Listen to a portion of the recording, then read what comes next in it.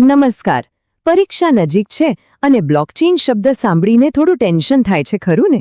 પણ ચિંતા ના કરો. આજે આપણે આ ટોપિકને એટલી સરળ રીતે સમજીશું કે બધું જ મગજમાં ફિટ થઈ જશે. તો ચાલો ફટાફટ શરૂ કરીએ. તો સૌથી પહેલા આપણા મનમાં જે સવાલ છે કે ભાઈ આ બ્લોકચેઇન છે શું અને પરીક્ષામાં આના વિશે કેમ પૂછાય છે? ચાલો આ બંને સવાલોના જવાબ એકદમ સિમ્પલ ભાષામાં મેળવીએ. ઓકે, તો ચાલો આપણી વાતની શરૂઆત કરીએ સૌથી મૂળભૂત પ્રશ્નથી. આખરે બ્લોકચેન એટલે શું? ચાલો આ વ્યાખ્યાને ટુકડાઓમાં સમજીએ. બ્લોકચેન એ એક ડિજિટલ લેજર છે, એટલે કે એક ડિજિટલ ખાતાવહી અથવા સમજો કે એક ઓનલાઈન નોટબુક. હવે આ નોટબુકની ખાસિયત શું છે? એક તો એ શેર્ડ છે, મતલબ કે નેટવર્કમાં જેટલા પણ લોકો છે બધા પાસે એની એક કોપી હોય છે. અને બીજી સૌથી મોટી ખાસિયત એ ઇમ્યુટેબલ છે, એટલે કે એમાં એકવાર કંઈ લખાઈ ગયું પછી એને કોઈ જ બદલી કે ડિલીટ નથી કરી શકતું. આનાથી શું થાય? જે પણ ટ્રાન્ઝેક્શન્સ એટલે કે લેવડ દેવડ થાય છે અથવા એસેટ્સ એટલે કે સંપત્તિનો હિસાબ કિતાબ છે એ એકદમ પાક્કો અને સુરક્ષિત રહે છે. સારું, એ તો સમજાયું કે બ્લોકચેન શું છે, પણ સવાલ એ છે કે આ આખી સિસ્ટમ કામ કઈ રીતે કરે છે? ચાલો એની પાછળની પ્રોસેસને સ્ટેપ બાય સ્ટેપ જોઈએ. જો આ બહુ જ સહેલું છે.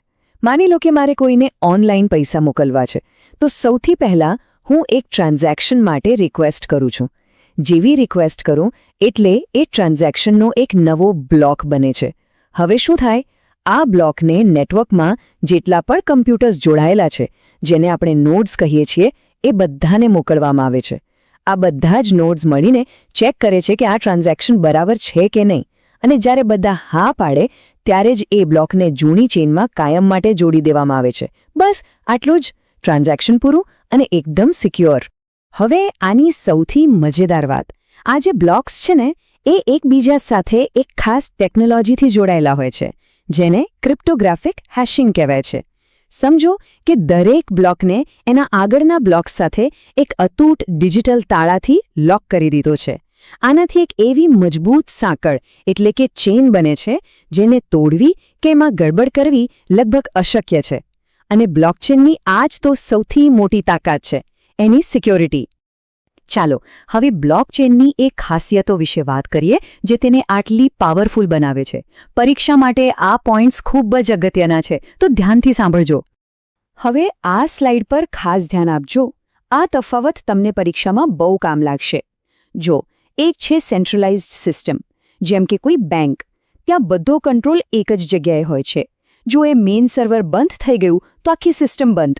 પણ બ્લોકચેન એક ડિસેન્ટ્રલાઇઝ્ડ સિસ્ટમ છે. અહીં કોઈ એક બોસ નથી. ડેટા બધા જ લોકો પાસે વહેંચાયેલો છે. એટલે કોઈ એક જગ્યાએ પ્રોબ્લેમ થાય તો પણ સિસ્ટમ ચાલતી રહે છે. આ જ તો એનો સૌથી મોટો ફાયદો છે. તો જેમ આપણે વાત કરી, બ્લોકચેનની 4 મુખ્ય ખાસિયતો છે: ડિસેન્ટ્રલાઇઝ્ડ, સિક્યોર, ઇમ્યુટેબલ અને ડિસ્ટ્રીબ્યુટેડ. ચાલો આમાંથી 2 સૌથી મહત્વની ખાસિયતોને જરા વધુ સારી રીતે સમજીએ. પહેલું અને સૌથી ઇમ્પોર્ટન્ટ છે ડિસેન્ટ્રલાઇઝ્ડ. આનો સીધો મતલબ એ છે કે કોઈ એક વ્યક્તિ, કંપની કે સરકારનો આના પર કંટ્રોલ નથી. બધી જ માહિતી હજારો લાખો કમ્પ્યુટર્સ પર વહેંચાયેલી હોય છે. એટલે કોઈ એને હેક કરવા માંગે તો પણ કરી ના શકે, કારણ કે એને એક સાથે હજારો કમ્પ્યુટર્સને હેક કરવા પડે, જે લગભગ અશક્ય છે. અને બીજું છે ઇમ્યુટેબલ. આ શબ્દ બરાબર યાદ રાખી લેજો. આનો અર્થ થાય છે જેને બદલી ન શકાય. એકવાર કોઈ ટ્રાન્ઝેક્શન બ્લોકચેઇનમાં રેકોર્ડ થઈ ગયું એટલે એ પથ્થર પરની લકીર જેવું છે. એને કોઈ પણ વ્યક્તિ બદલી કે ડિલીટ કરી શકતું નથી. અને એટલે જ બ્લોકચેઇન પર રહેલા ડેટા પર આટલો બધો ભરોસો કરવામાં આવે છે. તો થિયરી તો ઘણી સમજી લીધી, પણ સવાલ એ છે કે આ ટેકનોલોજીનો અસલી દુનિયામાં આપણા રોજના જીવનમાં ક્યાં ઉપયોગ થાય છે? ચાલો એના પર એક નજર કરીએ. ઘણા લોકોને એવું જ લાગે છે કે બ્લોકચેન એટલે ખાલી બિટકોઇન, પણ ના, એવું બિલકુલ નથી. જેમ તમે અહીં જોઈ શકો છો, આ ટેકનોલોજીનો ઉપયોગ supply chain, healthcare, voting system અને રિયલ એસ્ટેટ જેવી અઢળક જગ્યાએ થઈ શકે છે. ચાલો આપણે 2-3 મુખ્ય ઉદાહરણો જોઈએ. તો આનો ઉપયોગ ક્યાં થાય છે? એક તો સપ્લાય ચેઇન મેનેજમેન્ટમાં, એટલે કે તમે જે પ્રોડક્ટ ખરીદો છો તે ક્યાં બની, ક્યાંથી આવી, એ બધી જ માહિતી ટ્રેક કરવા માટે. બીજું હેલ્થકેરમાં, દર્દીઓના મેડિકલ રિપોર્ટ્સ ખૂબ જ સિક્યોર રીતે સ્ટોર કરવા માટે. અને હા, ત્રીજું અને સૌથી ફેમસ ઉદાહરણ છે ક્રિપ્ટોકરન્સી. બિટકોઇન અને ઇથેરિયમ જેવી બધી જ ડિજિટલ કરન્સી આ જ ટેકનોલોજી પર કામ કરે છે. ઓકે, તો હવે આખા ટોપિકનું એક ક્વિક રિવિઝન કરી લઈએ. પરીક્ષામાં લખવા માટે બસ આટલા મુદ્દા યાદ રાખી લેશો તો પણ ચાલશે. તો ચાલો ફાઇનલ પોઇન્ટ્સ ફરી એકવાર જોઈ લઈએ. પહેલું, બ્લોકચેન એક સિક્યોર અને ડિસેન્ટ્રલાઇઝ્ડ ડિજિટલ લેજર છે. બીજું, તેમાં ડેટા બ્લોક્સમાં સ્ટોર થાય છે અને આ બ્લોક્સ મળીને એક ચેઇન બનાવે છે. ત્રીજું, એની બે સુપરપાવર કઈ છે? ડિસેન્ટ્રલાઇઝેશન અને ઇમ્યુટેબિલિટી. અને ચોથું, એનો ઉપયોગ ખાલી ક્રિપ્ટોકરન્સીમાં જ નહીં પણ સપ્લાય ચેઇન અને હેલ્થકેર જેવા ઘણા ક્ષેત્રોમાં થાય છે. મને આશા છે કે હવે તમને આ ટોપિક એકદમ ક્લિયર થઈ ગયો હશે. તમારી પરીક્ષા માટે ખૂબ ખૂબ શુભેચ્છાઓ. All the best. નમસ્કાર. ચાલો આજે આપણે ડિસ્ટ્રીબ્યુટેડ સિસ્ટમ્સનો એક બહુ જ ઇમ્પોર્ટન્ટ કોન્સેપ્ટ સમજીએ. CAP theorem. પરીક્ષા નજીક છે, બરાબર? તો આ ટોપિક તમને બહુ જ કામ લાગશે. ચાલો ફટાફટ શરૂ કરીએ. ચાલો એક સિમ્પલ સવાલથી શરૂઆત કરીએ. શું એવું બને કે કોઈ વસ્તુ એકદમ બેસ્ટ ક્વોલિટીની હોય, સાવ સસ્તી પણ હોય અને તમને તરત જ મળી પણ જાય? ના, આવું ભાગ્યે જ બને. આપણે આ ત્રણમાંથી કોઈ બે વસ્તુ જ પસંદ કરી શકીએ છીએ, ખરું ને? બસ આ જ લોજિક કમ્પ્યુટર સિસ્ટમમાં પણ લાગુ પડે છે. અને આ જ તો છે CAP થિયોરમનો મેઇન આઈડિયા. તો આ કેપ છે શું? કેપ એ ત્રણ અલગ અલગ ગેરંટીઝ માટેનું એક ટૂંકું નામ છે. C એટલે કે કન્સિસ્ટન્સી, A એટલે કે અવેલેબિલિટી અને P એટલે પાર્ટીશન ટોલરન્સ. ચાલો હવે આ ત્રણેયનો મતલબ શું થાય છે તે એક પછી એક સમજીએ. સૌથી પહેલા વાત કરીએ કન્સિસ્ટન્સીની. આનો એકદમ સિમ્પલ મતલબ છે કે બધો ડેટા એક સરખો અને અપ ટુ ડેટ હોય. તમે સિસ્ટમમાં ક્યાંથી પણ જુઓ, કોઈ પણ કમ્પ્યુટર કે નોડ પરથી જુઓ, તમને હંમેશા લેટેસ્ટ અને સાચો ડેટા જ દેખાવો જોઈએ. કોઈ જૂનો ડેટા નહીં, કોઈ ગડબડ નહીં, બધું એકદમ સુસંગત. આને સમજવા માટે બેંકનું ઉદાહરણ એકદમ પરફેક્ટ છે. વિચારો કે તમે ATMમાંથી પૈસા ઉપાડ્યા તો તરત જ તમારું બેલેન્સ ઓછું થઈ જશે, બરાબર? હવે તમે તરત જ તમારી મોબાઈલ બેન્કિંગ એપ ખોલો તો ત્યાં પણ એ જ અપડેટેડ બેલેન્સ દેખાશે. જો કોઈ બેંકનો કર્મચારી ચેક કરે તો એને પણ એ જ બેલેન્સ દેખાશે. આ જે બધી જગ્યાએ એક સરખો લેટેસ્ટ ડેટા દેખાય છે ને, એને જ કહેવાય છે કન્સિસ્ટન્સી. ઓકે, હવે બીજો પોઈન્ટ, અવેલેબિલિટી. નામ પરથી જ ખબર પડે છે, ઉપલબ્ધતા. આનો મતલબ એ છે કે સિસ્ટમ હંમેશા અવેલેબલ રહે, હંમેશા ઓનલાઈન રહે. તમે જ્યારે પણ કોઈ રિક્વેસ્ટ કરો, તમને કંઈક ને કંઈક જવાબ તો મળવો જ જોઈએ. ભલે સિસ્ટમનું કોઈ એક સર્વર ડાઉન હોય તો પણ તમને એરર નહીં પણ કોઈક રિસ્પોન્સ જરૂર મળશે. સિસ્ટમ ક્યારેય બંધ ન હોવી જોઈએ. આનું એક મસ્ત ઉદાહરણ છે કસ્ટમર કેર.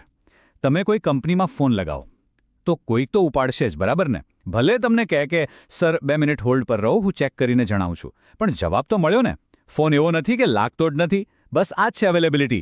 સિસ્ટમ હંમેશા રિસ્પોન્સ આપે છે, ભલે તરત જ લેટેસ્ટ માહિતી ન હોય. અને હવે ત્રીજો અને છેલ્લો પોઈન્ટ, પાર્ટીશન ટોલરન્સ. જુઓ, મોટી સિસ્ટમ્સમાં ઘણા બધા કમ્પ્યુટર્સ એટલે કે નોડ્સ એકબીજા સાથે નેટવર્કથી જોડાયેલા હોય છે. હવે ક્યારેક નેટવર્કમાં પ્રોબ્લેમ આવે અને આ કમ્પ્યુટર્સ વચ્ચેનું કનેક્શન તૂટી જાય. આને નેટવર્ક પાર્ટીશન કહેવાય. પાર્ટીશન ટોલરન્સ એટલે કે આવું કનેક્શન તૂટવા છતાં પણ સિસ્ટમ કામ કરવાનું બંધ ન કરે, એ ચાલતી જ રહે, એ આ પ્રોબ્લેમને સહન કરી શકે. ઓકે, તો આપણે C, A અને P ત્રણેયનો મતલબ સમજી લીધો, કન્સિસ્ટન્સી, અવેલેબિલિટી અને પાર્ટીશન ટોલરન્સ. પણ હવે આવે છે આ થિયોરમનો સૌથી મોટો અને સૌથી ઇમ્પોર્ટન્ટ નિયમ. આમાં એક મોટો ટ્રેડ ઓફ છે. અને એ નિયમ આ છે કે કોઈ પણ મોટી ડિસ્ટ્રીબ્યુટેડ સિસ્ટમ આ ત્રણેય ગેરંટી C, A અને P એક સાથે ક્યારેય આપી શકતી નથી. It's impossible. એને આ ત્રણમાંથી કોઈ પણ બે જ પસંદ કરવી પડે છે. યાદ રાખજો, ફક્ત બે. હવે એક વાત વિચારો, આજની ઇન્ટરનેટની દુનિયામાં શું નેટવર્ક પ્રોબ્લેમ્સને આપણે રોકી શકીએ? ના, એ તો થવાના જ છે. મતલબ કે પાર્ટીશન તો આવશે જ. તો એનો મતલબ એ થયો કે P એટલે કે પાર્ટીશન ટોલરન્સ તો આપણે જોઈશે જ. એ તો નોન નિગોશિયેબલ છે.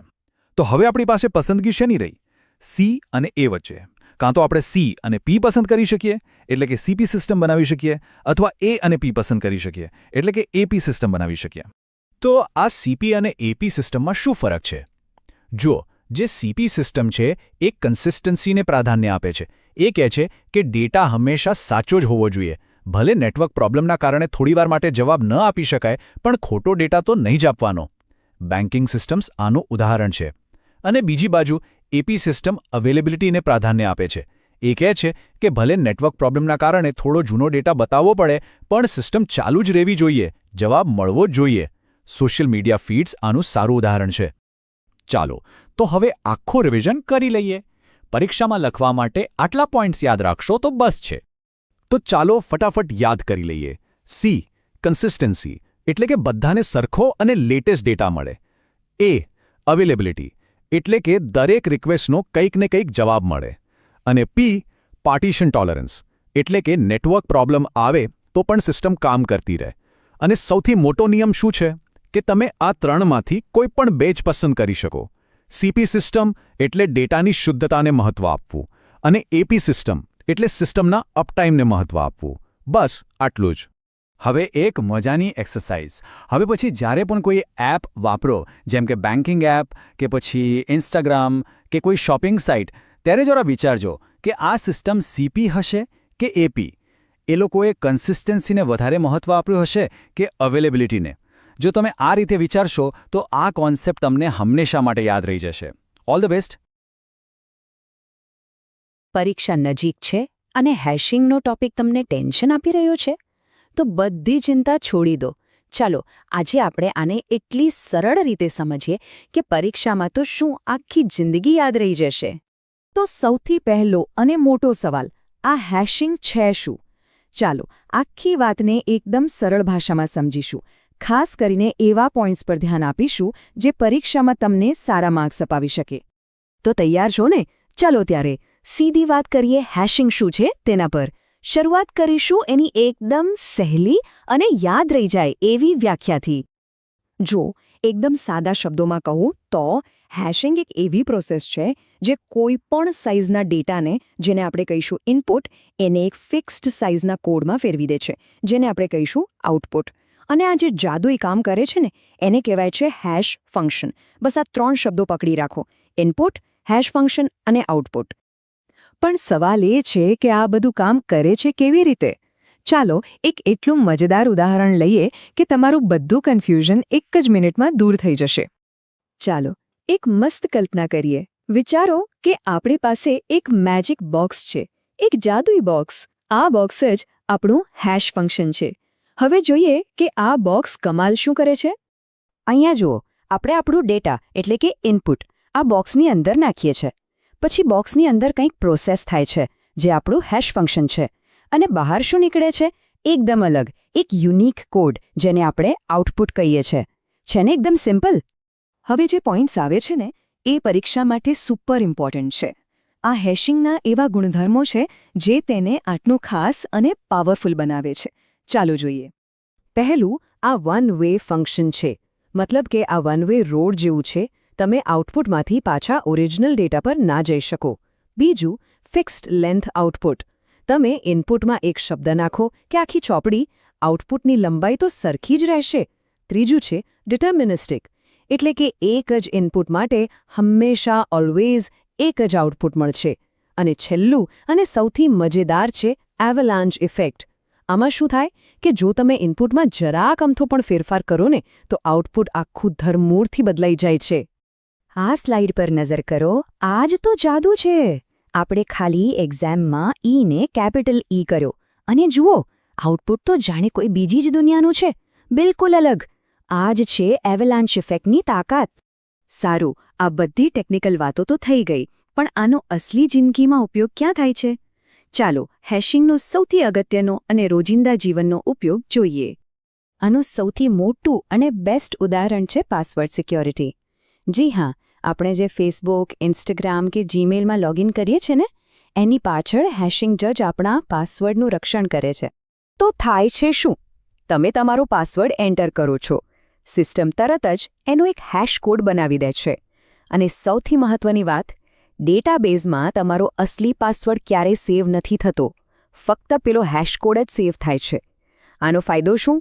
જો કોઈ હેકર ડેટાબેઝ ચોરી પણ લઈને, તો પણ એને તમારો પાસવર્ડ ક્યારેય હાથ ના લાગે. ચાલો, પરીક્ષા પહેલાં એકદમ ફટાફટ આખા ટોપિકનું એક ક્વિક રિવિઝન કરી લઈએ. બસ આટલા પોઈન્ટ્સ મગજમાં બરાબર ફિટ કરી લેજો. તો ટૂંકમાં યાદ રાખીએ, હેશિંગ શું છે? ઇનપુટને એક ફિક્સ લંબાઈના આઉટપુટમાં બદલવાની પ્રોસેસ. કેવી રીતે? હેશ ફંક્શન એટલે કે આપણા મેજિક બોક્સનો ઉપયોગ કરીને. એની ખાસિયત શું? આ એક વન વે રસ્તો છે, આમાં રિવર્સ ગિયર નથી. અને સૌથી મોટો ઉપયોગ, પાસવર્ડને સુરક્ષિત તાળું મારવા માટે. બસ આટલું જ. તો હવે હેશિંગ તમારા માટે ડાબા હાથનો ખેલ બની ગયો હશે, ખરું ને? સારું, હવે એક સવાલ તમારા માટે, જેના પર વિચારજો. હેશિંગ સિવાય ડેટાને સુરક્ષિત રાખવા માટે બીજી કઈ ટેકનિક્સનો ઉપયોગ થાય છે? તમારી પરીક્ષા માટે ખૂબ ખૂબ શુભેચ્છાઓ. નમસ્કાર. ચાલો આજે આપણે પરીક્ષા માટે બ્લોકચેનનું ડેટા સ્ટ્રક્ચર સમજીએ, અને એ પણ એકદમ સરળ રીતે. પરીક્ષા નજીક છે અને બ્લોકચેનનો આ વિષય થોડો અઘરો લાગે છે? ચિંતા બિલકુલ ના કરશો. આજના આ વિશ્લેષણમાં આપણે એને એટલી સરળતાથી સમજીશું ને કે બધું જ બરાબર યાદ રહી જશે. તો ચાલો શરૂ કરીએ. સૌથી પહેલાં તો બ્લોકચેન એટલે શું? એને એક પ્રકારનો ડિજિટલ હિસાબનો ચોપડો એટલે કે ડિજિટલ ખાતાવહી સમજી લો. પણ આ કોઈ સાધારણ ચોપડો નથી. આ એક એવો જાદુઈ ચોપડો છે જેમાં એકવાર તમે કંઈક લખી દીધું પછી એને કોઈ ભૂસી કે બદલી ન શકે, કાયમ માટે એ ત્યાં જ રહે. તો આ જે આપણો ડિજિટલ ચોપડો છે એ બનેલો છે શાનો? એ બનેલો છે અલગ અલગ પાનાઓથી. અને ટેકનોલોજીની દુનિયામાં આ દરેક પાનાને આપણે કહીએ છીએ એક બ્લોક. ચાલો હવે જરા નજીકથી જોઈએ કે આ બ્લોકની અંદર હોય છે શું. દરેક બ્લોકમાં સૌથી પહેલી અને જરૂરી વસ્તુ હોય છે ડેટા. આ ડેટા એટલે બીજું કંઈ નહીં પણ જે પણ લેવડ દેવડ કે વ્યવહારો થયા હોય એને બધી માહિતી, જેમ કે કોણે કોને શું મોકલ્યું, ક્યારે મોકલ્યું, એ બધો જ હિસાબ આ ડેટામાં હોય છે. બીજી વસ્તુ છે હેશ. હેશને તમે દરેક બ્લોકની એકદમ યુનિક ઓળખ એટલે કે એની ડિજિટલ ફિંગરપ્રિન્ટ કહી શકો. દરેક બ્લોકનો પોતાનો એક અલગ હેશ હોય છે. અને મજાની વાત એ છે કે જો કોઈ ડેટામાં જરાક અમથો પણ ફેરફાર કરે ને તો આ આખો હેશ તરત જ બદલાઈ જાય છે. આને યાદ રાખવાની એક બીજી સરળ રીત પણ છે. એવું સમજો કે હેશ એ દરેક બ્લોકની પોતાની ડિજિટલ સહી છે. જેમ આપણી સહી યુનિક હોય છે, બસ એ જ રીતે દરેક બ્લોકનો હેશ પણ યુનિક હોય છે.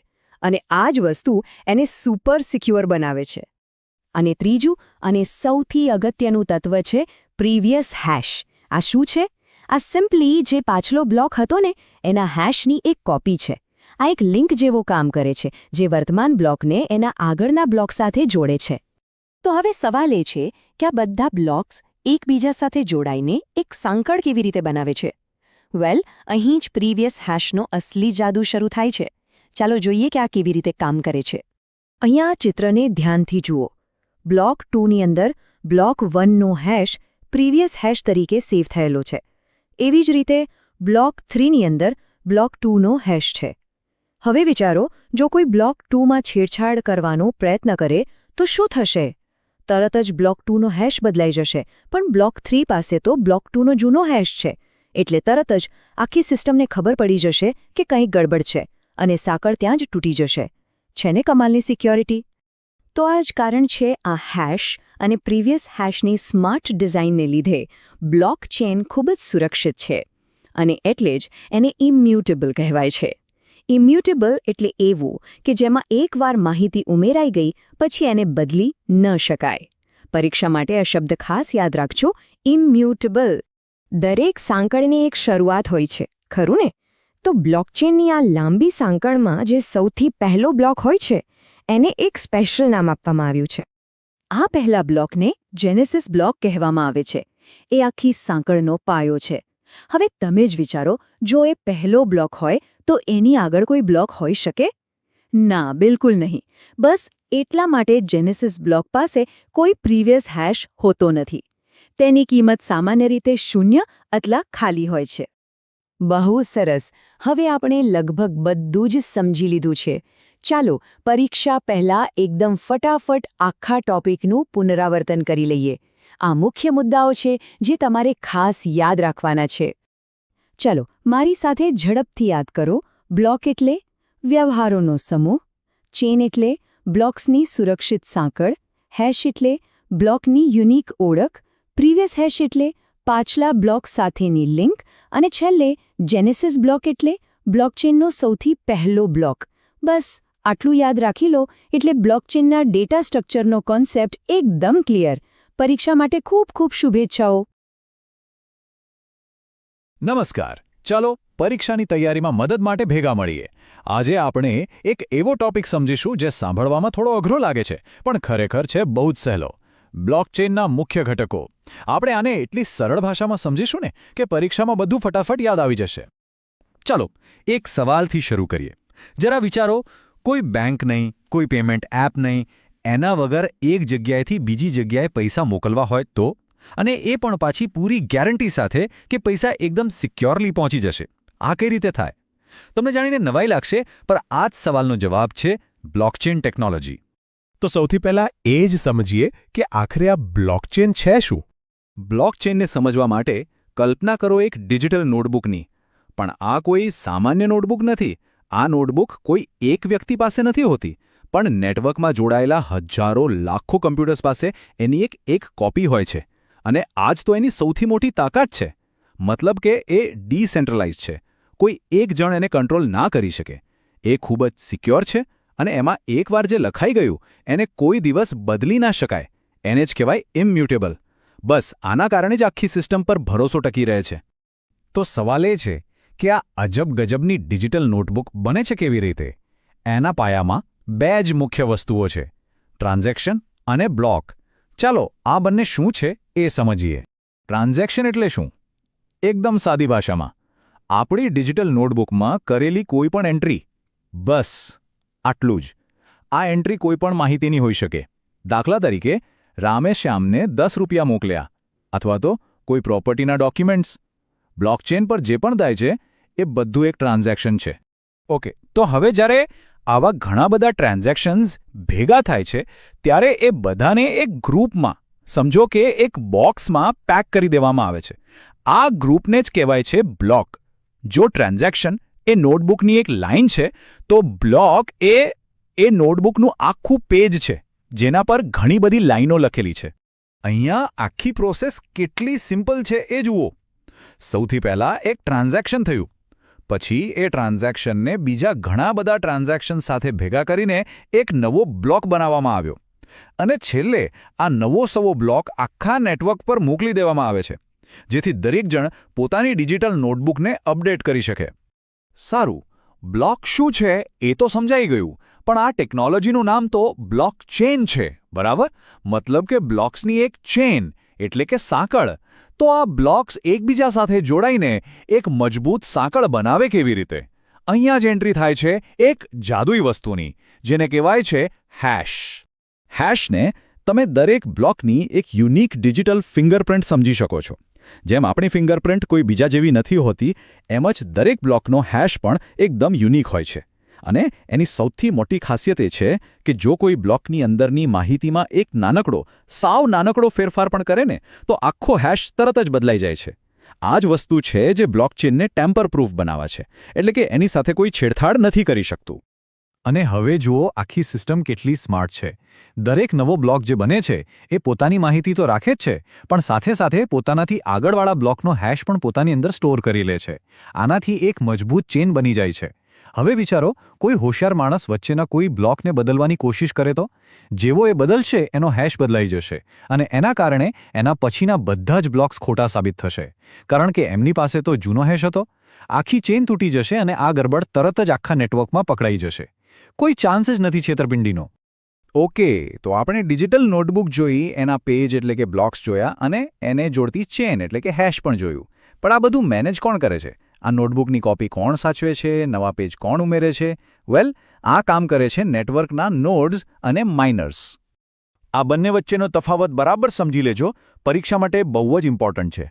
નોડ એટલે નેટવર્કમાં જોડાયેલું કોઈ પણ કમ્પ્યુટર, જેની પાસે આપણી પેલી ડિજિટલ નોટબુકની આખી કોપી હોય છે. એ ખાલી રેકોર્ડ રાખે છે. જ્યારે માઇનર એવા ખાસ નોડ્સ છે જે ખરેખરું કામ કરે છે. એ લોકો નવા ટ્રાન્ઝેક્શન્સને ચેક કરે છે, એમને વેરીફાઈ કરે છે અને પછી એક નવો બ્લોક બનાવીને એને ચેઇન સાથે જોડે છે. હવે એક છેલ્લો પણ સૌથી મહત્વનો સવાલ. આટલા બધા લોકો નેટવર્કમાં છે, તો એ કેવી રીતે નક્કી થાય કે કયો ટ્રાન્ઝેક્શન સાચો છે અને કયો બ્લોક ચેઇનમાં ઉમેરવો જોઈએ? ઝઘડો ના થાય? આના માટે એક બહુ જ સરસ સિસ્ટમ છે, જેને કહેવાય છે કન્સેન્સસ. કન્સેન્સસ મેકેનિઝમ એટલે સમજો કે નેટવર્કનું બંધારણ અથવા તો એની રૂલ બુક. આ એવા નિયમો છે જેના પર નેટવર્કના મોટાભાગના લોકો સહેમત થાય છે. કોઈપણ નવો બ્લોક ત્યાં સુધી ચેનમાં ઉમેરાય જ નહીં જ્યાં સુધી મોટાભાગના નોડ્સ એને હા ના પાડે અને નિયમ મુજબ સાચો ના ગણાવે. આ બધાની સંમતિવાળી વાત જ તો બેંક કે સરકાર જેવા વચેટિયાની જરૂર જ ખતમ કરી દે છે. બસ આ જ હતા બ્લોકચેનના મુખ્ય ઘટકો. એકદમ સિમ્પલ, નહીં? ચલો પરીક્ષા માટે એક ક્વિક રિવિઝન કરી લઈએ, જેથી બધું મગજમાં બરાબર બેસી જાય. ઓકે, તો યાદ રાખીએ, ટ્રાન્ઝેક્શન એટલે કે ડેટાની કોઈ પણ એન્ટ્રી, બ્લોક એટલે કે ઘણા બધા ટ્રાન્ઝેક્શન્સનો સમૂહ અને હેશ એટલે બ્લોકની યુનિક સિક્યોરિટી ફિંગરપ્રિન્ટ. પછી આવે છે ચેઇન, જે હેશથી જોડાયેલા બ્લોક્સની એક સાંકળ છે. નોડ એટલે નેટવર્કનું કોઈપણ કમ્પ્યુટર જેની પાસે લેજરની કોપી છે. માઇનર્સ, જે ટ્રાન્ઝેક્શન્સને વેરીફાઈ કરીને નવા બ્લોક બનાવે છે. અને છેલ્લે કન્સેન્સસ એટલે કે નેટવર્કના નિયમો, જેના પર બધાની સંમતિ હોય. બસ આટલા જ પોઈન્ટ્સ છે. આ યાદ રાખી લેશો તો બ્લોકચેનનો કોઈપણ સવાલ અઘરો નહીં લાગે. તમારી પરીક્ષા માટે ઓલ ધ બેસ્ટ. નમસ્કાર. ચાલો આજે એક બહુ જ મહત્વનો કોન્સેપ્ટ સમજીએ, સાઇડ ચેઇન. હવે જો તમે બ્લોકચેન ટેકનોલોજી ભણી રહ્યા છો તો પરીક્ષા માટે આ ટોપિક સમજવો ખૂબ જ જરૂરી છે. આપણે એને એકદમ સરળ રીતે સમજવાની કોશિશ કરીશું. ચાલો આને સમજવા માટે એક સિમ્પલ ઉદાહરણ લઈએ. માની લો કે બિટકોઇન જેવી કોઈ મેઇન બ્લોકચેન છે, એ એક મોટો વ્યસ્ત હાઈવે છે. બરાબર? હવે વિચારો, એ હાઈવે પર અચાનક જ ટ્રાફિક, મતલબ કે હજારો લાખો ટ્રાન્ઝેક્શન્સ એક સાથે આવી જાય તો શું થાય? એકદમ સાચું. જેમ ટ્રાફિક જામમાં બધી ગાડીઓ ધીમી પડી જાય છે ને, બસ એવું જ અહીંયા પણ થાય છે. બ્લોકચેન પર ટ્રાન્ઝેક્શન્સ એકદમ ધીમા થઈ જાય છે. અને બીજું શું થાય? જ્યારે ભીડ વધે ત્યારે એ રસ્તાનો ટોલ ટેક્સ પણ વધી જાય છે. બરાબર? એમ જ અહીંયા ટ્રાન્ઝેક્શન ફીસ આસમાને પહોંચી જાય છે. અને આ જ તો છે સૌથી મોટી પ્રોબ્લેમ, જેને આપણે કહીએ છીએ સ્કેલેબિલિટીની સમસ્યા. તો પછી આ પ્રોબ્લેમનું સોલ્યુશન શું? જવાબ છે સાઇડ ચેઇન્સ. સાઇડ ચેઇન્સને તમે બસ એમ જ સમજો કે જાણે મુખ્ય હાઈવેની બાજુમાં જ એક નવો સમાંતર એક્સપ્રેસ હાઈવે બનાવી દીધો હોય. એનું કામ શું? સિમ્પલ, મેઇન હાઈવે પરથી ટ્રાફિક ઓછો કરવો, જેથી બધું ફટાફટ અને સ્મૂધલી ચાલે. સારું, તો હવે સવાલ એ છે કે આ આખી સિસ્ટમ ખરેખર કામ કઈ રીતે કરે છે? ચાલો જોઈએ. જો વ્યાખ્યા પ્રમાણે સાઇડ ચેઇન એ એક અલગ એટલે કે સેપરેટ બ્લોકચેન છે, પણ એ મુખ્ય બ્લોકચેન, જેને આપણે મેઇનનેટ કહીએ છીએ, એની સાથે જોડાયેલી પણ છે. એટલે આ બે શબ્દો ખાસ યાદ રાખજો. એ સેપરેટ પણ છે અને કનેક્ટેડ પણ છે. ઓકે, પણ હવે મનમાં એક મોટો સવાલ આવે, બરાબર, કે જો આ બે ચેન અલગ અલગ છે તો પછી આપણા જે એસેટ્સ છે, માની લો કે કોઈ ક્રિપ્ટોકરન્સી, એ એક ચેન પરથી બીજી ચેન પર સેફલી જાય કઈ રીતે? ટ્રાન્સફર કેવી રીતે થાય? હવે આ જે પ્રોસેસ છે ને, એ બહુ જ સ્માર્ટ છે. અહીંયા એકચ્યુઅલીમાં કોઈ એસેટ, મતલબ કે બિટકોઇન કે બીજા કોઈ ટોકન્સ એક જગ્યાએથી બીજી જગ્યાએ જતા જ નથી. થાય છે શું? પહેલાં આપણા એસેટ્સને મેઇન ચેન પર એક સ્પેશિયલ એડ્રેસમાં લોક કરી દેવામાં આવે છે. જેવું એ લોક કન્ફર્મ થાય તરત જ એટલી જ વેલ્યુના એસેટ્સ સાઇડ ચેન પર રિલીઝ થઈ જાય છે. હવે આપણે સાઇડ ચેન પર ફટાફટ અને સસ્તામાં ટ્રાન્ઝેક્શન કરી શકીએ છીએ, અને જ્યારે પાછું મેઇન ચેન પર આવવું હોય તો બસ આખી પ્રોસેસને ઉલટી કરી દેવાની. આ જે લોક અને રિલીઝ કરવાની આખી સિસ્ટમ છે, એનું એક ખાસ ટેકનિકલ નામ છે, અને એ છે ટુ વે પેગ. બસ આ જ એ મિકેનિઝમ છે જે એસેટ્સને મેઇન નેટ અને સાઇડ ચેન વચ્ચે સેફલી આવવા જવા દે છે. પરીક્ષા માટે આ શબ્દ ખાસ બરાબર યાદ રાખી લેજો. ઓકે, તો હવે આપણે એ તો સમજી ગયા કે સાઇડ ચેન કામ કઈ રીતે કરે છે. ચાલો હવે એના કેટલાક મુખ્ય ફાયદા અને એક રિયલ લાઈફ ઉદાહરણ પર નજર કરીએ. તો આના ફાયદા શું છે? જુઓ, સૌથી પહેલો અને સૌથી મોટો ફાયદો છે સ્કેલેબિલિટી. મતલબ એ મેઇન ચેનનો બોજ ઓછો કરે છે. બીજો ફાયદો છે કસ્ટમાઇઝેશન, એટલે કે કોઈ ખાસ કામ માટે પોતાની સાઇડ ચેન બનાવી શકાય. ત્રીજું, ફીઝ ઓછી લાગે છે, લોઅર ફીઝ, કારણ કે ત્યાં ટ્રાફિક જ ઓછો હોય છે. અને ચોથો ફાયદો, ન્યૂ ફીચર્સ, મતલબ કે મેઇન ચેનને હેરાન કર્યા વગર જ નવી વસ્તુઓ ટેસ્ટ કરી શકાય છે. પણ સવાલ એ છે કે શું આનો ખરેખર ક્યાંય ઉપયોગ થાય છે કે આ બધી ખાલી વાતો જ છે? ના, બિલકુલ ઉપયોગ થાય છે. ચાલો આપણે બિટકોઇનનું જ એક ઉદાહરણ જોઈએ. બિટકોઇન માટે એક બહુ જ ફેમસ સાઇડ ચેન છે. એનું નામ છે લિક્વિડ નેટવર્ક. અને હા, એ બિલકુલ એ જ સિદ્ધાંત પર કામ કરે છે જે આપણે હમણાં જ સમજ્યા. તો આ લિક્વિડ નેટવર્ક કરે છે શું? સીધી વાત, એ બિટકોઇન કરતાં અનેક ગણા ફાસ્ટ ટ્રાન્ઝેક્શન કરે છે. દાખલા તરીકે, જ્યાં બિટકોઇનને એક બ્લોક માટે લગભગ 10 મિનિટ લાગે છે, ત્યાં લિક્વિડ નેટવર્ક એ જ કામ ફક્ત 1 મિનિટમાં પતાવી દે છે. અને એટલું જ નહીં, એ વધારે પ્રાઇવેટ ટ્રાન્ઝેક્શન્સ કરવાની પણ સુવિધા આપે છે. ચાલો, બહુ સરસ.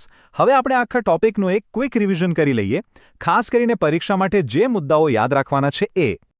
ઓકે, તો ફટાફટ બધું યાદ કરી લઈએ. પહેલો પોઈન્ટ, સાઇડ ચેન શું છે? એ એક સેપરેટ બ્લોકચેન છે જે મેઇન ચેન સાથે કનેક્ટેડ છે. બીજું, એનો ઉપયોગ શા માટે થાય છે? મેઇન ચેનની સ્કેલેબિલિટી અને ટ્રાફિકની સમસ્યા સોલ્વ કરવા માટે.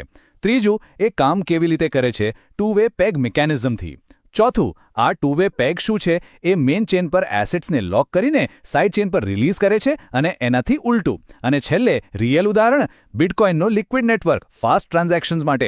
બસ આટલા પોઈન્ટ્સ યાદ રાખી લેશો ને તો પરીક્ષામાં કોઈ જ વાંધો નહીં આવે. અને આનાથી એ પણ સમજાશે કે બ્લોકચેન ટેકનોલોજીના ફ્યુચર માટે સાઇડ ચેન્સ કેટલી બધી ઇમ્પોર્ટન્ટ છે. નમસ્કાર. ચલો આજે ફટાફટ એક બહુ જ અગત્યનો ટોપિક સમજી લઈએ જે ખાસ કરીને પરીક્ષામાં પૂછાઈ શકે છે. અને એ છે પરમિશન્ડ બ્લોકચેન. તો એક સવાલ, શું દરેક બ્લોકચેન નેટવર્ક બધા માટે ખુલ્લું હોય છે? મતલબ, શું કોઈ પણ વ્યક્તિ એમાં જોડાઈ શકે? આ સવાલનો જવાબ જ આપણને પરમિશન્ડ બ્લોકચેન શું છે એ સમજાવશે. આને સમજવા માટે છે ને એકદમ સિમ્પલ ઉદાહરણ લઈએ. વિચારો, એક છે પબ્લિક બ્લોગ જે દુનિયામાં કોઈ પણ વાંચી શકે, અને બીજી બાજુ છે આપણી પર્સનલ ડાયરી. એ તો એ જ વાંચી શકે જેને આપણે પરમિશન આપીએ, ખરું ને? બસ, બ્લોકચેન નેટવર્ક પણ કંઈક આવા જ બે પ્રકારના હોય છે. તો પછી આ પરમિશન્ડ બ્લોકચેન છે શું? ચલો હવે એની પ્રોપર વ્યાખ્યા જોઈએ. પરીક્ષા માટે આ બરાબર સમજી લેજો. જુઓ, પરમિશન્ડ બ્લોકચેન એટલે એક એવું નેટવર્ક જેમાં કોઈ પણ એમ જ જોડાઈ ના શકે. એન્ટ્રી લેવા માટે કોઈ સેન્ટ્રલ ઓથોરિટી એટલે કે કોઈ કેન્દ્રીય સત્તા પાસેથી પરમિશન લેવી પડે. એટલે જ તો એને ઇન્વિટેશન ઓનલી નેટવર્ક કહેવાય છે. આમંત્રણ હોય તો જ એન્ટ્રી મળે. આ ઇમેજમાં જુઓ, અહીં નેટવર્કના દરેક નોડ પર એક તાળું દેખાય છે, બરાબર? આનો સીધો મતલબ એ છે કે આ એક ક્લોઝડ નેટવર્ક છે. અહીં એક્સેસ કંટ્રોલ છે, પરમિશન વગર કોઈ અંદર આવી શકે નહીં. ચાલો હવે સૌથી મહત્વની વાત પર આવીએ. પરમિશન્ડ અને પરમિશનલેસ બ્લોકચેન વચ્ચે શું તફાવત છે? આ સવાલ પરીક્ષામાં આવવાના ચાન્સ ઘણા વધારે છે, એટલે ખાસ ધ્યાન આપજો. સ્ક્રીન પર તમને બે નેટવર્ક દેખાતા હશે. જુઓ, ડાબી બાજુ છે પબ્લિક નેટવર્ક જે બધા માટે એકદમ ઓપન છે, જેને આપણે પરમિશનલેસ કહીએ છીએ. અને જમણી બાજુ છે પ્રાઇવેટ નેટવર્ક જ્યાં એન્ટ્રી માટે પરમિશન જોઈએ. આ છે આપણું પરમિશન બ્લોકચેન. ઓકે, તો આ ટેબલ પર નજર કરીએ. સૌથી પહેલો તફાવત છે એક્સેસનો. પરમિશનમાં જેમ આપણે વાત કરી, ઇન્વિટેશન જોઈએ, જ્યારે પરમિશનલેસમાં કોઈ પણ જોડાઈ શકે. પછી આવે છે કંટ્રોલ. પરમિશન નેટવર્ક સેન્ટ્રલાઇઝ્ડ હોય છે, કોઈક ગ્રુપના હાથમાં હોય છે, જ્યારે પરમિશનલેસ એ તો ડિસેન્ટ્રલાઇઝ છે. આ જ કારણે પરમિશન્ડ નેટવર્કની સ્પીડ વધારે હોય છે અને પ્રાઇવસી પણ સારી મળે છે. બસ આ 4 પોઈન્ટ્સ મગજમાં ફિટ કરી લો. ચલો, થિયરી તો બહુ થઈ ગઈ, પણ રિયલ લાઈફમાં આનો ઉપયોગ ક્યાં થાય છે એ જાણવું પણ જરૂરી છે, ખરું ને? ચાલો 2 ઉદાહરણો જોઈએ. પરમિશન બ્લોકચેનનો મોટા ભાગનો ઉપયોગ બિઝનેસમાં થાય છે, જેમ કે બેન્કિંગ કન્સોર્ટિયમ. અહીં શું થાય? ઘણી બધી બેન્કો ભેગી મળીને એક પ્રાઇવેટ નેટવર્ક બનાવે છે, જેથી એમની વચ્ચેના વ્યવહારો એકદમ સિક્યોર અને ફાસ્ટ થાય. બીજું એક સરસ ઉદાહરણ છે સપ્લાય ચેન મેનેજમેન્ટ. કોઈ પ્રોડક્ટ ફેક્ટરીથી દુકાન સુધી કેવી રીતે પહોંચી એ આખું ટ્રેકિંગ કરવા માટે આ ટેકનોલોજી બહુ કામ આવે છે. ઓકે, તો ચાલો હવે ક્વિક રિવિઝન કરી લઈએ. પરીક્ષામાં લખવા માટે કયા કયા કી પોઈન્ટ્સ યાદ રાખવાના છે એના પર ફોકસ કરીએ. આ છેલ્લો ભાગ બહુ જ ઇમ્પોર્ટન્ટ છે. પરીક્ષા માટે બસ આ 4 વાતો યાદ રાખી લો એટલે કામ થઈ ગયું. નંબર 1, ઇન્વિટેશન ઓનલી, આમંત્રણ વગર એન્ટ્રી નહીં. નંબર 2, નોન પાર્ટિસિપન્ટ્સ, નેટવર્કમાં કોણ છે એ બધાને ખબર હોય છે, કોઈ અજાણ્યું નથી હોતું. Number 3, faster and private. આ નેટવર્ક ઝડપી અને વધુ પ્રાઇવેટ હોય છે. અને છેલ્લે નંબર 4, બિઝનેસ યુઝ. આ ખાસ કરીને બિઝનેસ અને મોટી સંસ્થાઓ માટે બનેલું છે. સિમ્પલ. બસ આટલા પોઈન્ટ્સ યાદ હશે ને તો પરીક્ષામાં આ ટોપિકમાંથી કોઈ પણ સવાલ આવે તમે આરામથી જવાબ લખી શકશો. All the best. નમસ્કાર. ચાલો, પરીક્ષા નજીક છે એટલે ફટાફટ એક બહુ જ અગત્યનો ટોપિક સમજી લઈએ. Crypto wallet. આ છે શું અને એના કેટલા પ્રકાર હોય છે? ચાલો જલ્દીથી જોઈ લઈએ. તો પહેલો સવાલ મનમાં આવે કે ભૈયા ક્રિપ્ટો વોલેટ એટલે શું? આપણે જેમ રૂપિયા રાખવા પાકેટ વાપરીએ છીએ એવું જ કંઈક છે આ? ચાલો બરાબર સમજીએ કે આની અંદર હોય છે શું. જુઓ, અહીંયા જ મોટાભાગના લોકો ભૂલ કરે છે. ધ્યાનથી સાંભળજો. ક્રિપ્ટો વોલેટ છે ને એ ખરેખર તમારા ક્રિપ્ટો કોઇન્સ એની અંદર નથી રાખતું. ના, એ કોઇન્સ તો હંમેશા બ્લોકચેન પર જ હોય છે. વોલેટનું કામ શું છે? એ ફક્ત તમારી ચાવીઓ સાચવે છે. હા, તમારી પબ્લિક અને પ્રાઇવેટ કીઝ. આ કીઝથી જ તમે તમારા કોઇન સુધી પહોંચી શકો છો અને એનો ઉપયોગ કરી શકો છો. આ પોઈન્ટ બરાબર મગજમાં બેસાડી દેજો. તો હવે ખબર પડી કે આખી રમત આ ચાવીઓની જ છે, રાઈટ? પણ આ ચાવીઓ છે શું? કેવી રીતે કામ કરે છે? ચાલો હવે વોલેટની આ બે સૌથી ઇમ્પોર્ટન્ટ ચાવીઓ, પબ્લિક કી અને પ્રાઇવેટ કી, એના પર ફોકસ કરીએ. ઓકે, તો હવે આ બે વચ્ચેનો ફરક સમજીએ.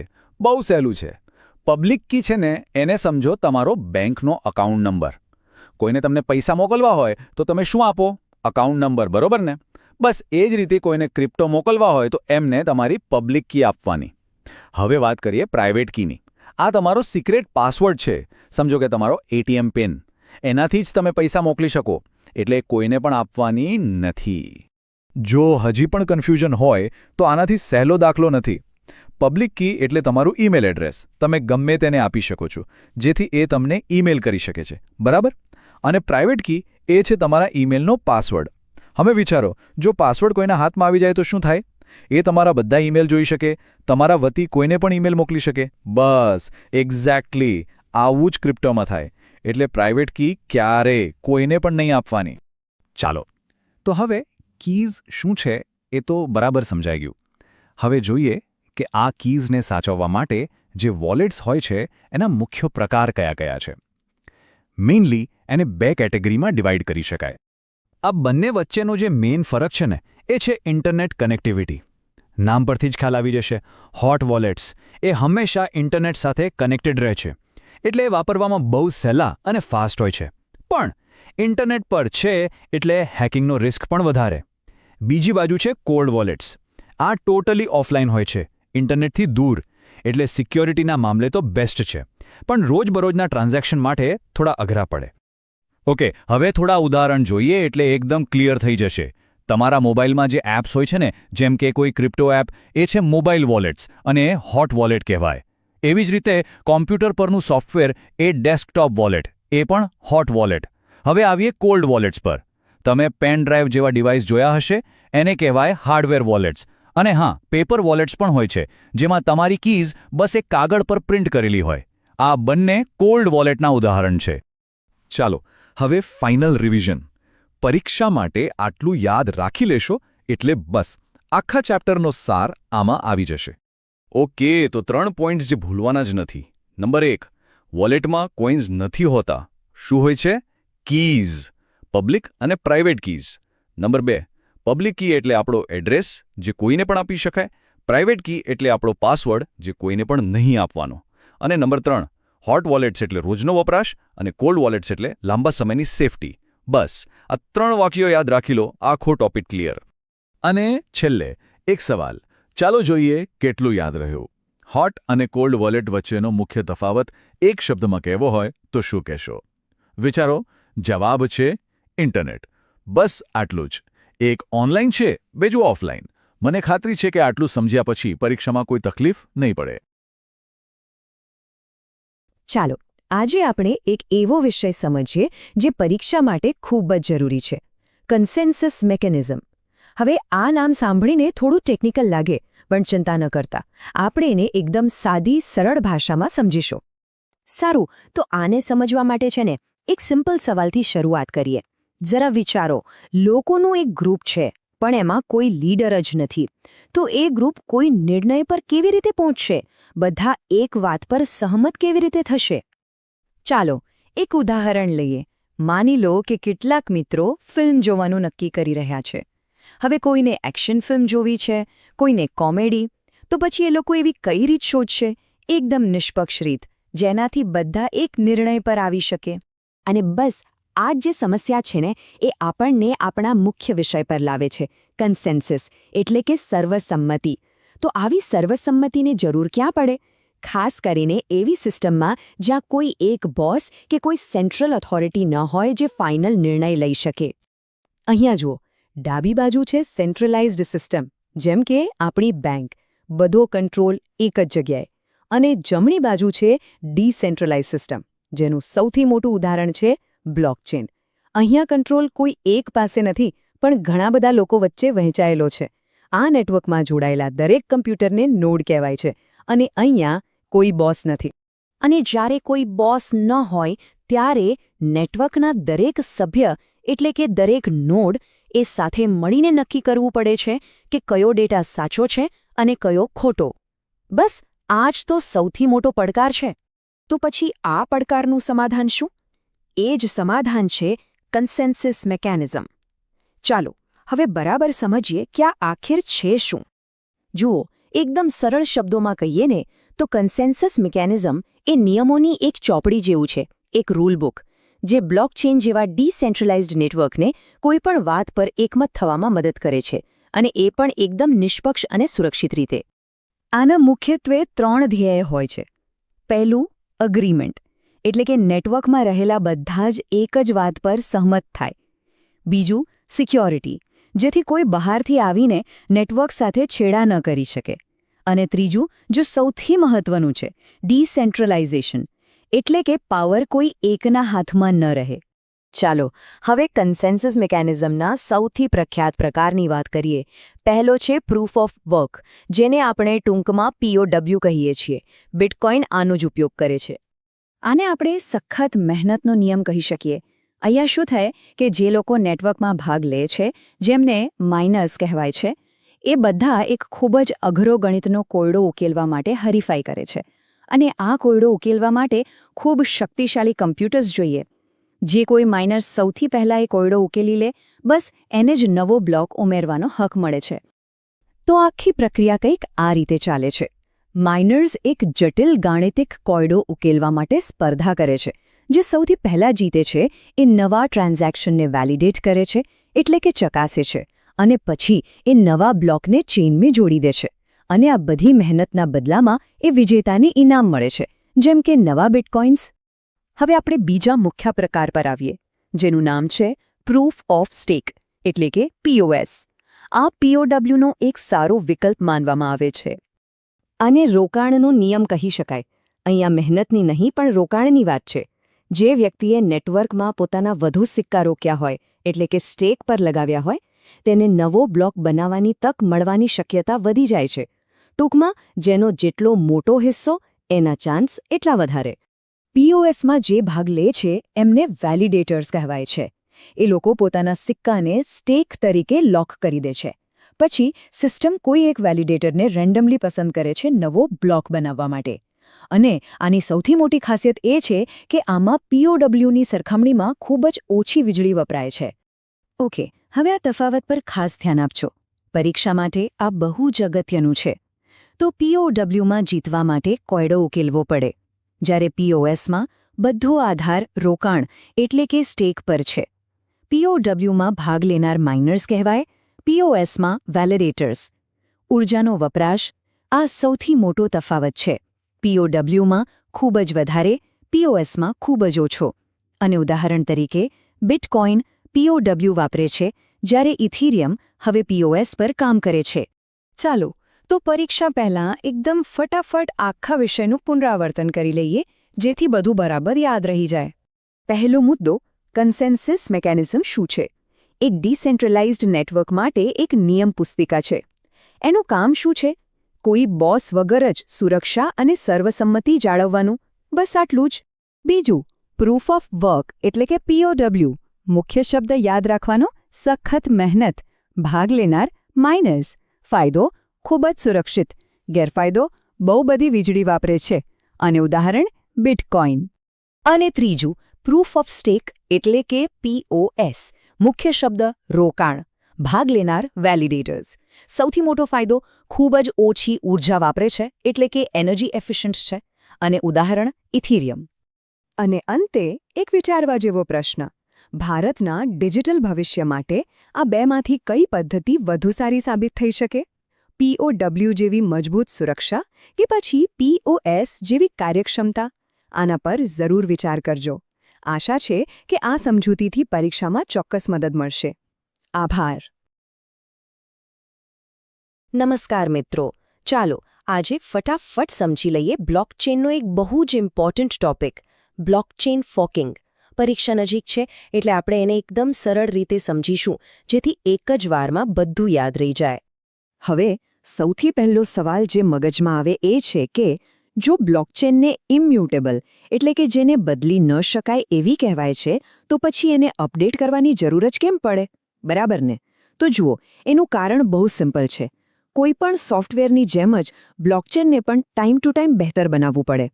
ક્યારેક નવા ફીચર્સ ઉમેરવા પડે, તો ક્યારેક કોઈ સિક્યોરિટીની ખામીને ઠીક કરવી પડે, અથવા તો એના જે મૂળભૂત નિયમો છે, જેને આપણે ટેકનિકલ ભાષામાં પ્રોટોકોલ કહીએ છીએ, એમાં ફેરફાર કરવું પડે. અને બસ આ જ જે અપડેટ કરવાની પ્રોસેસ છે ને, એ જ ફોર્કિંગ તરફ દોરી જાય છે. તો ચાલો હવે સીધા મુદ્દા પર આવીએ. આખરે આ બ્લોકચેન ફોર્ક છે શું? એકદમ સાદી ભાષામાં કહીએ તો ફોર્ક એટલે બ્લોકચેનના પ્રોટોકોલ, એટલે કે એના નિયમોમાં થતો બદલાવ.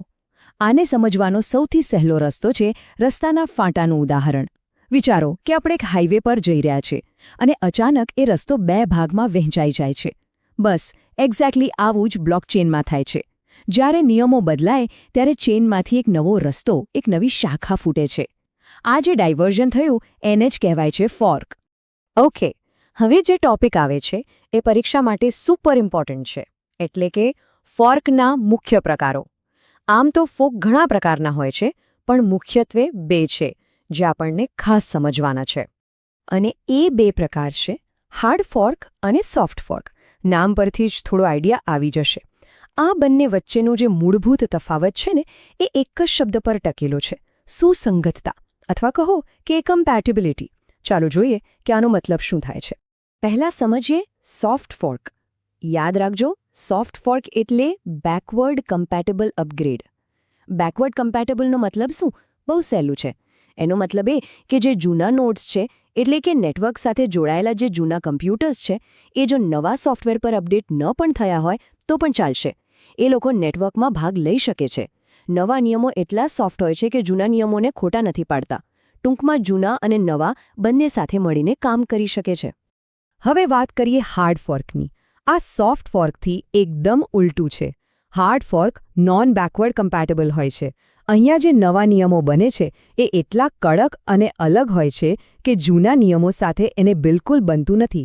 આના લીધે શું થાય? બ્લોકચેનમાં એક કાયમી વિભાજન થઈ જાય છે, એક પરમનન્ટ સ્પ્લિટ. જે જૂના નોડ્સ છે એ નવા નિયમોને સમજી જ નથી શકતા અને એમને નેટવર્કમાંથી બહાર કરી દેવામાં આવે છે. એટલે જો નેટવર્ક પર રહેવું હોય તો બધાએ ફરજિયાતપણે અપગ્રેડ કરવું જ પડે. સારું, તો હવે બંને વચ્ચેના તફાવતને એકસાથે જોઈએ. પરીક્ષામાં જો આના પર શોર્ટ નોટ લખવાની આવે ને, તો આ ટેબલ ગોખી જ લેજો, બહુ કામ લાગશે. જુઓ, આ ટેબલ બધું જ કહી દે છે. પહેલો પોઈન્ટ અને સૌથી ઇમ્પોર્ટન્ટ, બેકવર્ડ કમ્પેટેબિલિટી. હાર્ડ ફોર્કમાં ના, સોફ્ટ ફોર્કમાં હા. બીજું, ચેઇન સ્પ્લિટ. હાર્ડ ફોર્કમાં પરમેનન્ટ સ્પ્લિટ થાય છે, જ્યારે સોફ્ટ ફોર્કમાં એવું નથી થતું. ત્રીજું, નોડ અપગ્રેડ. હાર્ડ ફોર્કમાં કમ્પલસરી એટલે કે ફરજિયાત છે, જ્યારે સોફ્ટ ફોર્કમાં ઓપ્શનલ એટલે કે વૈકલ્પિક છે. અને છેલ્લો પોઈન્ટ, નવી કરન્સી.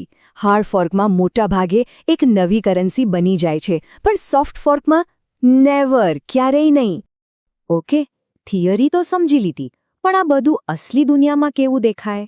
ચાલો કેટલાક રિયલ વર્લ્ડ ઉદાહરણો જોઈએ, એટલે આખું પિક્ચર ક્લિયર થઈ જશે. હાર્ડ ફોર્કનું સૌથી ફેમસ એક્ઝામ્પલ છે બિટકોઇન અને બિટકોઇન કેશ. મૂળ બિટકોઇનમાંથી જ એક હાર્ડ ફોર્ક થઈને નવી કરન્સી બની બિટકોઇન કેશ, BCH. કેમ? કારણ કે કેટલાક લોકોને નિયમોમાં એવો ફેરફાર જોઈતો હતો જે જૂના નેટવર્ક સાથે સુસંગત નહોતો.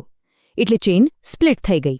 અને સોફ્ટ ફોર્કનું બેસ્ટ ઉદાહરણ છે બિટકોઇનનું જ સેગવિટ અપડેટ. આ એક સોફ્ટવેર અપગ્રેડ હતું જેનાથી નેટવર્કની સ્પીડ અને એફિશિયન્સી વધી, પણ એ બેકવર્ડ કમ્પેટેબલ હતું, એટલે કોઈ નવી ચેઇન કે નવી કરન્સી બની નહીં. ચાલો તો હવે આખું ચેપ્ટર પૂરું કરતા પહેલા એક ફાસ્ટ રિવિઝન કરી લઈએ. પરીક્ષા માટે આટલા પોઈન્ટ્સ તો મગજમાં ફિટ કરી જ દેજો. બસ આટલું જ યાદ રાખવાનું છે. નંબર 1, ફોર્ક એટલે શું? પ્રોટોકોલમાં ફેરફાર. નંબર 2, હાર્ડ ફોર્ક, એ છે કાયમી વિભાજન, મતલબ કે non backward compatible. Number 3, soft fork, એ છે એક અપગ્રેડ, મતલબ કે બેકવર્ડ કમ્પેટેબલ. અને સૌથી અગત્યનો ચોથો મુદ્દો, બંને વચ્ચેનો મેઇન તફાવત શું છે? એક જ શબ્દ, બેકવર્ડ કમ્પેટેબિલિટી. બસ આટલું જ. તો બસ આટલા કી પોઈન્ટ્સ જો યાદ રહી ગયા તો સમજી લો કે ફોર્કિંગને લગતા કોઈ પણ સવાલનો જવાબ પરીક્ષામાં એકદમ આસાનીથી આપી શકાશે. All the best. નમસ્કાર. પરીક્ષા નજીક છે અને બ્લોકચેનનો એક એવો ટોપિક છે જે સમજવો ખૂબ જ જરૂરી છે, અને એ છે ફાઇનાલિટી. ચાલો આને એકદમ સિમ્પલ રીતે સમજીએ. હવે એક સીધો સવાલ, આપણે જ્યારે બ્લોકચેન પર કોઈ ટ્રાન્ઝેક્શન કરીએ તો આપણને કઈ રીતે ખબર પડે કે બસ હવે આ પાક્કું થઈ ગયું, હવે આને કોઈ બદલી નહીં શકે? બસ આ જ સવાલનો જવાબ છે ફાઇનાલિટી. ચાલો એને સમજીએ. તો સૌથી પહેલાં એ જ જોઈએ કે આ ફાઇનાલિટી છે શું? આ શબ્દનો મતલબ શું થાય છે? ચલો શરૂ કરીએ. જુઓ, ફાઇનાલિટી એટલે એકદમ પાક્કી ગેરંટી. ગેરંટી કે એકવાર કોઈ ટ્રાન્ઝેક્શન બ્લોકચેન પર રેકોર્ડ થઈ ગયું, બસ પછી એ પથ્થરની લકીર છે, એને કોઈ બદલી ના શકે કે એને ઉલટાવી પણ ના શકે. એટલે કે એ ઇરરિવર્સિબલ બની જાય છે. અને સાચું કહું તો આ જ તો બ્લોકચેનનો સૌથી મોટો પાવર છે. હજી પણ થોડું અઘરું લાગે છે? ચાલો એક કામ કરીએ. આને એકદમ સહેલા આપણા રોજિંદા જીવનના ઉદાહરણથી સમજીએ. ધારો કે તમે કોઈને બેંકમાંથી પૈસા મોકલો છો. શું થાય છે? પહેલાં તો એ પેન્ડિંગ દેખાડે, બરાબર ને? પણ પછી થોડી વારમાં એ કમ્પ્લીટેડ થઈ જાય છે. અને એકવાર એ કમ્પ્લીટેડ થઈ ગયું, મતલબ પૈસા પહોંચી ગયા, પછી એ ટ્રાન્ઝેક્શનને કોઈ બદલી શકે? ના. બસ આ જ છે ફાઇનાલિટી. બ્લોકચેનમાં કમ્પ્લીટેડ સ્ટેટસ એટલે જ ફાઇનાલિટી. ઓકે, તો ફાઇનાલિટી શું છે એ તો સમજાયો, પણ આટલું જરૂરી કેમ છે? મતલબ આની પાછળનું કારણ શું? એ એવી કઈ મોટી સમસ્યાને રોકે છે? એ સમસ્યા છે ડબલ સ્પેન્ડિંગ પ્રોબ્લેમ. હવે આને ધ્યાનથી સમજો. ધારો કે કોઈક ચાલાક માણસ છે, એની પાસે એક જ બિટકોઇન છે. હવે શું કરે છે? એ એક જ બિટકોઇન એક જ સમયે એલિસને પણ મોકલે છે અને બોબને પણ મોકલે છે. હવે વિચારો, આ તો ખુલ્લી છેતરપિંડી થઈ ગઈ. એક જ નોટ બે અલગ અલગ જગ્યાએ કઈ રીતે ચાલે? બસ ફાઇનાલિટી આ જ ગેમને રોકી દે છે. એ સુનિશ્ચિત કરે છે કે જે ટ્રાન્ઝેક્શન પહેલાં પ્રોસેસ થયું, બસ એ જ સાચું છે. બીજું ટ્રાન્ઝેક્શન આપોઆપ કેન્સલ થઈ જાય. આના કારણે જ આખું બ્લોકચેન નેટવર્ક સુરક્ષિત રહે છે અને લોકો તેના પર વિશ્વાસ કરી શકે છે. હવે એક મજાની વાત, દરેક બ્લોકચેનમાં ફાઇનાલિટી તરત જ નથી મળતી. બધાનો સમય અલગ અલગ હોય છે. જેમ કે બિટકોઇનનું ઉદાહરણ લઈએ. એ પ્રૂફ ઓફ વર્ક પર ચાલે છે. અહીં કોઈ ટ્રાન્ઝેક્શનને ફાઇનલ માનવા માટે લગભગ 60 મિનિટ એટલે કે 1 કલાક જેવું લાગે છે. આવું કેમ? કારણ કે એ 6 કન્ફર્મેશન્સની રાહ જુએ છે. મતલબ કે તમારા ટ્રાન્ઝેક્શનવાળા બ્લોકની ઉપર બીજા 6 નવા બ્લોક બને ત્યારે એ પાક્કું ગણાય. અહીંયા જ મોટાભાગના લોકો ભૂલ કરે છે. કન્ફર્મેશન અને ફાઇનાલિટી આ બંને શબ્દો સરખા લાગે છે, પણ છે નહીં. તો ચાલો આ કન્ફ્યુઝન આજે દૂર જ કરી દઈએ. બંને વચ્ચે શું ફરક છે? આને આમ સમજો, કન્ફર્મેશન એ ફાઇનલ ડેસ્ટિનેશન સુધી પહોંચવાના સ્ટેપ જેવું છે. તમારું ટ્રાન્ઝેક્શન એક બ્લોકમાં ઉમેરાયું તો એને મળ્યું પહેલું કન્ફર્મેશન. એના પર બીજો બ્લોક ઉમેરાયો તો મળ્યું બીજું કન્ફર્મેશન. જેમ જેમ કન્ફર્મેશન્સ વધે એમ સુરક્ષા વધે. પણ ફિનાલિટી એ તો છેલ્લું સ્ટેશન છે. એ અંતિમ બિંદુ છે. એકવાર ત્યાં પહોંચી ગયા એટલે પૂરી ગેરંટી કે હવે આ ટ્રેન પાછી નહીં વળે. તો કન્ફર્મેશન એ રસ્તો છે અને ફિનાલિટી એ મંઝિલ છે. ચાલો આખું ચેપ્ટર પૂરું થયું. હવે પરીક્ષા માટે ફટાફટ રિવિઝન કરી લઈએ. મુખ્ય મુદ્દાઓ કયા છે જે તમારે યાદ રાખવાના જ છે? ઓકે, ફક્ત 4 પોઈન્ટ્સ યાદ રાખવાના છે. નંબર 1, ફાઇનાલિટી એટલે ટ્રાન્ઝેક્શન હવે પાક્કું છે, ઇરરિવર્સિબલ છે, કોઈ ફેરફાર નહીં. નંબર 2, એ ડબલ સ્પેન્ડિંગ જેવી છેતરપિંડીને રોકે છે. આ બહુ જ ઇમ્પોર્ટન્ટ છે. નંબર 3, કન્ફર્મેશન એ રસ્તો છે, ફાઇનાલિટી એ મંઝિલ છે. અને નંબર 4, બિટકોઇન જેવી POW સિસ્ટમમાં ફાઇનાલિટી માટે થોડો સમય લાગે છે, એ તરત નથી થતી. અને હવે જતા પહેલાં ખાલી એક સવાલ મનમાં વિચારજો. જો આ ફાઇનાલિટીની ગેરંટી જ ના હોત તો શું આપણે ક્યારે બ્લોકચેન પર ભરોસો કરી શક્યા હોત? કદાચ નહીં. અને એટલે જ ફાઇનાલિટી એ બ્લોકચેન ટેકનોલોજીનો પાયો છે. એના વગર બધું જ નકામું છે. નમસ્કાર. પરીક્ષા બસ આવી જ ગઈ છે અને પ્રૂફ ઓફ વર્ક અને પ્રૂફ ઓફ સ્ટેક વચ્ચેનો તફાવત આ એક એવો ટોપિક છે જે સમજવો ખૂબ જ જરૂરી છે. તો ચાલો આજે આપણે એને એટલી સરળ ભાષામાં સમજીએ ને કે પછી ક્યારે ભૂલાય જ નહીં. પણ આ બધું સમજતા પહેલા ચાલો એક સવાલ પર વિચારીએ. બ્લોકચેન એટલે કે એક એવું નેટવર્ક જ્યાં કોઈ એક વ્યક્તિનો કંટ્રોલ નથી. ત્યાં સાચું શું છે અને ખોટું શું છે એ નક્કી કોણ કરે? કારણ કે અહીંયા કોઈ બોસ કે મેનેજર તો છે જ નહીં. તો પછી આ આટલા બધા લોકો એક વાત પર સહમત થાય છે કેવી રીતે? અને આનો જ જવાબ છે કન્સેન્સસ મિકેનિઝમ. આને તમે એક પ્રકારનું રૂલ બુક એટલે કે નિયમોની ચોપડી સમજી શકો. આ એવા નિયમો છે જે નક્કી કરે છે કે કોઈ લીડર વગર પણ નેટવર્કના બધા જ લોકો એક વાત પર કેવી રીતે રાજી થશે. આખા બ્લોકચેનની સિક્યોરિટી અને વિશ્વાસનો આધાર જ આના પર છે. તો ચાલો હવે આપણે સૌથી પહેલી અને કદાચ સૌથી ફેમસ મેથડથી શરૂઆત કરીએ. એ છે પ્રૂફ ઓફ વર્ક, જેને આપણે ટૂંકમાં POW કહીએ છીએ. હા, જ્યારે પણ આપણે બિટકોઇનનું નામ લઈએ છીએ ત્યારે ખરેખર તો આપણે POWની જ વાત કરતા હોઈએ છીએ. સારું, તો આ POW કામ કઈ રીતે કરે છે? વિચારો કે આ એક મોટી રેસ છે. આ રેસમાં માઇનર્સ ભાગ લે છે. આ માઇનર્સ ખૂબ જ પાવરફુલ કમ્પ્યુટર્સનો ઉપયોગ કરીને એક અઘરો ગણિતનો કોયડો સોલ્વ કરવાની કોશિશ કરે છે. અને હા, આમાં એનર્જી કન્ઝમ્પશન એટલે કે વીજળીનો વપરાશ બહુ જ વધારે થાય છે. હવે જે કોઈ માઇનર આ કોયડો સૌથી પહેલાં ઉકેલી નાખે એ જીતી જાય અને એને નવો બ્લોક ચેનમાં ઉમેરવાનો મોકો મળે છે. ઇનામમાં શું મળે? એને નવા બનાવેલા કોઇન્સ અને સાથે સાથે ટ્રાન્ઝેક્શન ફીસ પણ મળે છે. બસ આ આખી પ્રોસેસને જ માઇનિંગ કહેવામાં આવે છે. જો અહીંયા સ્ક્રીન પર દેખાય છે એ પ્રમાણે જ આખી પ્રોસેસ થાય છે. જુઓ, એક ટ્રાન્ઝેક્શન થયું, એનો એક બ્લોક બન્યો અને પછી બધા માઇનર્સ એને વેલિડેટ કરવા એટલે કે એને ચેક કરીને સાચું સાબિત કરવા માટે સ્પર્ધામાં લાગી ગયા. જે પણ જીતશે એ આ બ્લોકને ચેઇનમાં ઉમેરી દેશે અને પોતાનું ઇનામ લઈ લેશે. તો POW વિશે આપણે શું યાદ રાખવાનું છે? એકદમ ટૂંકમાં. પહેલું, આ આખું વર્ક એટલે કે કમ્પ્યુટેશનલ પાવર પર ચાલે છે. બીજું, આના માટે ખાસ અને મોંઘા હાર્ડવેર જોઈએ. ત્રીજું, આમાં એનર્જી કન્ઝમ્પશન બહુ જ વધારે છે. અને ચોથું, આની સિક્યોરિટી એ વાત પર ટકેલી છે કે કોઈ પણ હુમલો કરવો બહુ જ મોંઘો પડે, જેને ટેકનિકલી 51% અટેક કહે છે. હવે પેલી જે POWની વાત કરી એમાં વીજળીનો વપરાશ ખૂબ વધારે છે અને બીજી પણ કેટલીક મર્યાદાઓ છે. આ જ કારણે એક નવી અને એનાથી વધુ એફિશિયન્ટ એટલે કે કાર્યક્ષમ મેથડ બનાવવામાં આવી. ચાલો હવે એને સમજીએ. પ્રૂફ ઓફ સ્ટેક અથવા ટૂંકમાં કહીએ તો POS.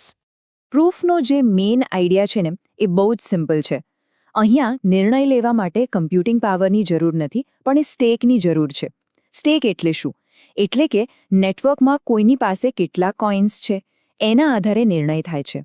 સિમ્પલ શબ્દોમાં કહીએ તો અહીં કામની જગ્યાએ માલિકી આવી જાય છે. તો પછી આ કામ કઈ રીતે કરે છે? આને છે ને એક લોટરી સિસ્ટમ જેવું સમજો. અહીંયા જે યુઝર્સ હોય છે એ પોતાના કોઇન્સને ગીરવે મૂકે છે, જેને સ્ટેકિંગ કહેવાય છે.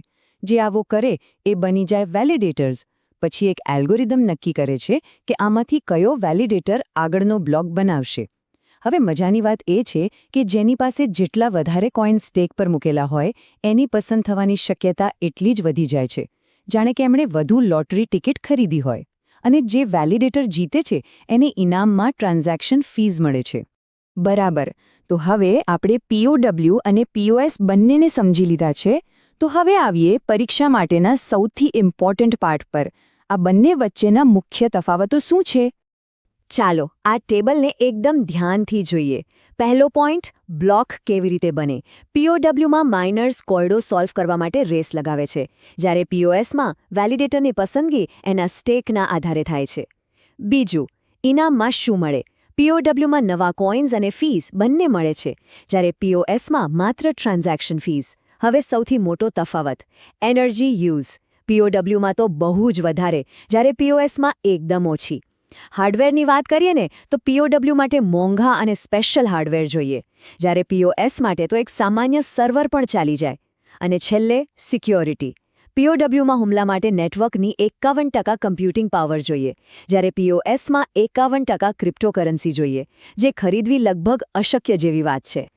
જો આપણે રિયલ વર્લ્ડ એક્ઝામ્પલ જોઈએ તો પીઓડબ્લ્યુનું સૌથી મોટું અને ક્લાસિક ઉદાહરણ છે બિટકોઇન.